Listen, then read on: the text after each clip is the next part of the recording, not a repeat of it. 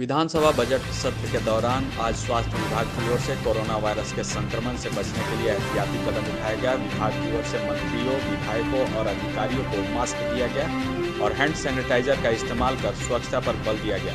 हालांकि स्वास्थ्य विभाग की ओर से उठाए गए इस कदम पर विपक्ष ने असंतोष जताया। भाजपा विधायक विरंची नारायण ने कहा कि राज्य सरकार की ओर से जो मास्क दिए जा रहे हैं वह उचित मानकों पर खरा नहीं है। यह सरकार राज्य की जनता के साथ साथ विधायकों को भी छलने का काम कर रही है। स्वास्थ्य विभाग के जो सिस्टर्स हैं उन्होंने यह मास्क पहनाया है। मेरा मानना है कि सरकार धोखा देने का काम कर रही है। जनता को तो धोखा आप दे ही रहे, कम से कम विधायकों को तो बकस दीजिए। ये N95 स्टैंडर्ड का मास्क नहीं है, इसलिए इससे कोरोना से बचाव नहीं हो सकता है।